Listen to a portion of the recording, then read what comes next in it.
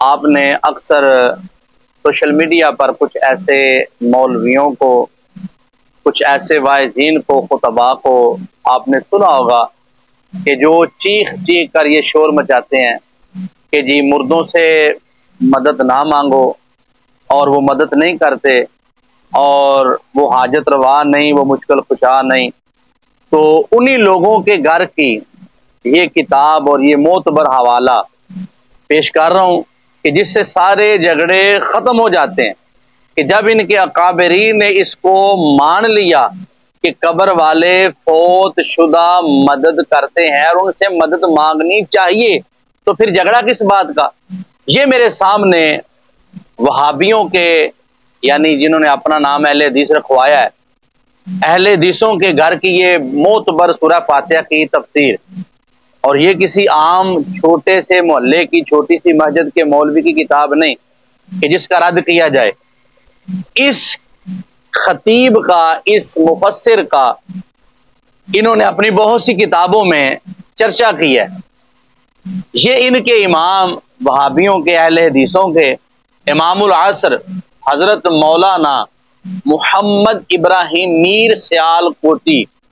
یہ اس کی تفسیر ہے سورہ فاتحہ شریف کی، اور ناشر، اس کو چھاپنے والے، چھپوانے والے، مرکزی جمعیت اہل حدیث پاکستان۔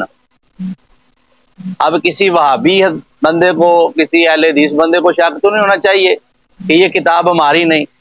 یہ مرکزی جمعیت اہل حدیث پاکستان کی طرف سے اس تفسیر کو چھاپا گیا ہے۔ یہ سورہ فاتحہ کی تفسیر ہے، اور یہ کسی عام مولوی کی نہیں، جیسے میں نے پہلے بتایا کہ یہ ان کا امام العصر ہے، جس کو جمعیت اہل حدیث نے امام العصر لکھا ہے، تو وہ کتنا بڑا بندہ ہوگا جس کو یہ زمانے کا امام کہہ رہے ہیں۔ تو اب یہ میرے سامنے کتاب ان کی سورہ فاتحہ کی تفسیر موجود ہے، صفحہ نمبر 338 میرے سامنے موجود ہے۔ یہاں پر صراط الذین انعمت علیہم کی تفسیر میں مشکاۃ شریف کا حوالہ دے کر ان کے مفسر امام العصر محمد ابراہیم میر سیال کوٹی نے لکھا، جو شخص اقتدا کرنا چاہے تو اقتدا کرے ان لوگوں کی جو فوت ہو گئے، ان لوگوں کی اقتدا ہوگی جن کی اقتدا کرنے کا رب کے قرآن نے حکم دیا، اور نماز میں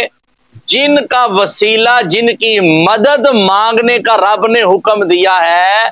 ان کے امام العصر لکھتے ہیں،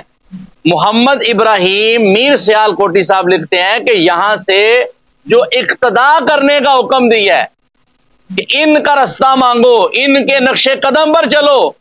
تو کہا کہ وہ زندہ نہیں۔ کون ہے وہ فوت ہو چکے ہیں، پردہ کر چکے ہیں، کیونکہ زندہ شخص فتنے میں یعنی ابتلا میں، زندہ شخص فتنہ یعنی ابتلا سے امن میں نہیں ہے۔ تو اب یہاں پر لفظ مردہ استعمال کیا، لفظ فوت شدہ استعمال کیا۔ آج وہابی حضرات اہل سنت و جماعت کو تانا دیتے ہیں کہ تم مردوں سے، فوت شدہ سے مدد مانگتے ہو، تو تمہارے امام العصر نے تو یہ لکھا کہ یہاں پر جو اقتدا کرنے کا حکم دیا وہ زندہ کی اقتدا نہیں، یہ قبر والے ہیں، مزاروں والے ہیں، درباروں والے ہیں، وہ اللہ کے ولی ہیں، اور نام بھی لکھا کہ وہ صحابہ کرام ہیں۔ تو اب یہاں پر تو واضح طور پر اس بات کو لکھا گیا، مانا گیا، تسلیم کیا گیا کہ جو ہم نماز پڑھتے ہیں اور اقتدا کرنے کا جو ہمیں حکم دیا گیا ہے اور ہم اقتدا کی دعا کرتے ہیں، تو یہاں سے مراد فوت شدہ لوگ ہیں۔